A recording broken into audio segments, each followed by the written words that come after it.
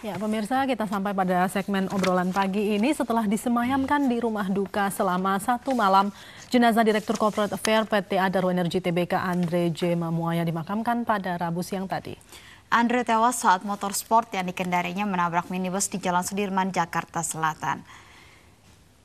Inilah pemirsa, tepat pukul 9 pagi jenazah almarhum diberangkatkan dari rumah duka Jalan Taman Patra 3 Kuningan, Jakarta Selatan menuju tempat pemakaman di San Diego Hills, Karawang, Jawa Barat. Kepergian Andre meninggalkan seorang istri dan juga 2 anak yang masih duduk di bangku sekolah dasar.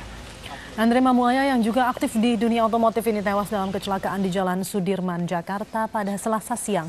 Saat itu motor sport korban menabrak sebuah mobil minibus yang hendak masuk ke wilayah parkir sebuah gedung. Diduga korban tidak bisa mengendalikan kecepatan sehingga tabrakan tidak terhindarkan.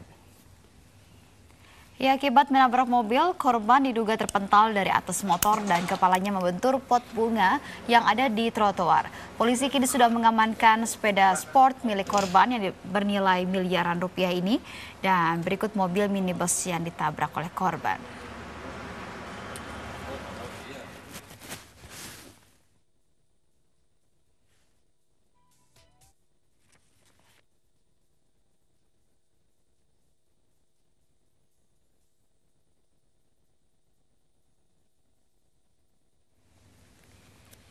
Pemirsa, mengendarai moge belum aman. Di mana kita melihat kejadian tewasnya dari Andre J. Mamuaya, Direktur PT Adaro Energi ini membuktikan mengendarai motor gede atau moge di jalan raya ini memang belum aman sepenuhnya. Seperti juga kita masih ingat ya artis dan politisi Sofyan Sofyan yang juga tewas karena saat mengendarai moge. Ya, betul sekali. Tidak sedikit masyarakat pengguna jalan lainnya juga menjadi korban moge. Dan sebagai kendaraan bermotor berkapasitas cc besar tentu ada persyaratan khusus bagaimana dan seperti apa aturan main untuk mengendarai moge. Sudah hadir di studio Kasubdit Gakum Polda Metro Jaya AKBP Sudarmanto dan seorang instruktur safety riding Yusri Pulubuhu. Selamat pagi. Bapak-bapak, Pak Sudarmanto, Pak Yusri, selamat pagi. Mungkin saya akan ke Pak Sudarmanto terlebih dahulu. Tewasnya Andre Mamuaya ini menunjukkan bahwa perlengkapan keselamatan yang seharusnya dipakai oleh para pengendara motor ternyata juga tidak menjamin ketika kecelakaan itu terjadi.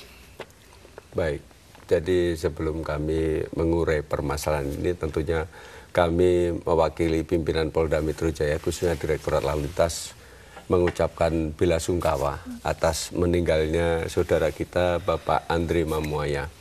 Perlu kami sampaikan bahwasanya kejadian kecelakaan lalu lintas pada hari Selasa tanggal 21 Agustus 2012 kurang lebih pukul 09.45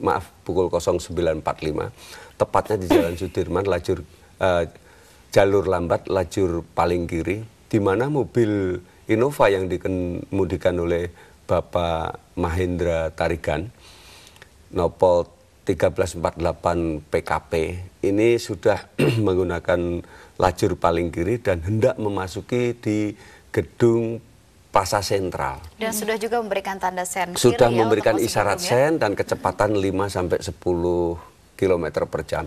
Secara tiba-tiba ada motor Ducati warna merah yang ingin menyalip kendaraan tersebut namun menyalip dari sisi kiri yang notabene sepis daripada lokasi tersebut sangat sempit sehingga membentur bodi sebelah kiri daripada kendaraan tersebut dan kecelakaan tak terhindar. Kemudian sepeda motor ini terpental membentur patok. Kebetulan ada patok Mbak di situ. Ada 3 patok ya. Kemudian setelah membentur patok tersebut mental membentur pot bunga. Jadi maaf kepala korban ini membentur ke pot bunga. Namun karena helm yang digunakan ini helm memang spesialis untuk kendaraan moge sehingga tidak mengalami pecah atau bagaimana hanya luka sedikit. Namun kalau kami lihat dari kondisi jenazah almarhum ada luka di dada sama di leher ya mungkin karena benturan.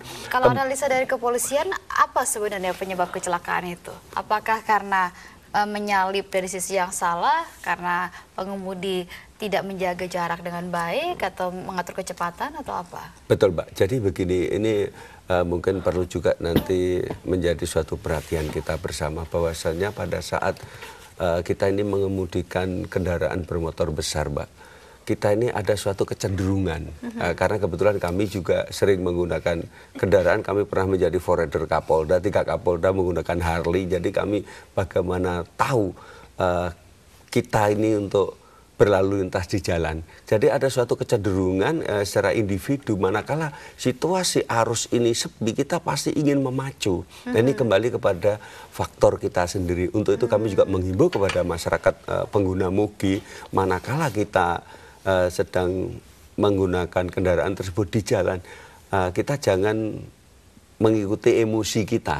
Nah, kemudian yang terjadi kepada almarhum ini, dia jelas dia kecepatannya ya cukup tinggi, melampaui batas kecepatan dan menyalip. Kira-kira berapa kilometer per jam? Mungkin nanti lebih jauh dari Pak Jusri bisa memperkirakan ya bagaimana dengan kecepatan tersebut dan perkenaan di dalam bodi kendaraan tersebut, karena bodi kendaraan ini sempat lubang ya, bodi pintu sebelah kiri ini lubang dengan benturan dan penyoknya itu sampai ke depan. Mungkin nanti dari Pak Yusri itu bisa lebih membuat suatu analisis dalam hal ini. Pak Yusri mungkin silahkan. Sebelumnya saya juga ikut turut berduka cita kepada almarhum dan keluarga almarhum terkait dengan musibah yang tragis khususnya bagi keluarga dan masyarakat perusahaan Adaro. Pada dasarnya kecelakaan itu bersumber dari gagalnya antisipasi. Apakah antisipasi dari pengemudi motor, apakah antisipasi dari pengendara mobil? Seperti berikut, pengendara mobil bisa atau patut diduga dia berpikir motor tidak akan lewat. Sementara pengendara motor patut diduga juga, ini pre-assumption ya, ini tidak akan kena dengan kecepatan sekian detik, akan lewat nih dengan motor yang kecil. Nah, karena gagalnya antisipasi mulai dari pengereman sehingga terjadilah benturan atau konflik tadi. Kalau dilihat kondisi fisik yang bersangkutan, kondisi kendaraan dan lokasi kejadian tadi, kalau kita berasumsi bahwasannya kecepatan sekian bisa kita berhentikan, dalam kecepatan normal 40 saja, kalau kita membuat satu pelatihan, kita bikin satu modul act and react, dengan diketahui nanti di situ harus ngerem, Anda harus ke kanan, harus ke kiri, rata-rata dalam 40 orang kan sulit melampaui modul tersebut. Walaupun sudah dikasih tahu 25 meter, nanti Anda boleh ke kiri, boleh ke kanan, 40 sah. Saya punya hampir tiap hari modul itu kami lakukan di institusi kami. Hampir semua pengalaman biker akan sulit. Dalam kecepatan 40 km minimal ya? Saya tidak bisa memastikan. Kalau melihat fisik benturan, ini tadi kan berasumsi. Bodi mobil, lubang, sampai ke ujung mobil, bumper sana. Kemudian kerusakan yang terjadi, kita tentukan, karena saya tidak mengikuti satu investigasi dari yang dilakukan oleh polisi, dalam kecepatan 60 massa yang berada pada kecepatan tersebut itu akan menimbulkan momentum yang luar biasa. Kalau dia orang dengan berat 70 kilo masanya, katakan orang tadi, dia setara terjun dari ketinggian 24 meter, terjun bebas. Bayangkan benturan yang terjadi. Apalagi kalau motor yang beratnya hampir 200 kilo. Itu bukan 2 kali, mungkin quadruple atau kuadrat momentum atau kinetic force-nya yang terjadi. Sehingga dinding mobil pun bisa akan tembus. Jadi bisa saja kecepatannya pelan dan mungkin saja itu akan jebol. Karena momentum yang dihasilkan sangat besar. Nah, kalau tubuh yang menahan momentum itu, ini kan sangat ringkih.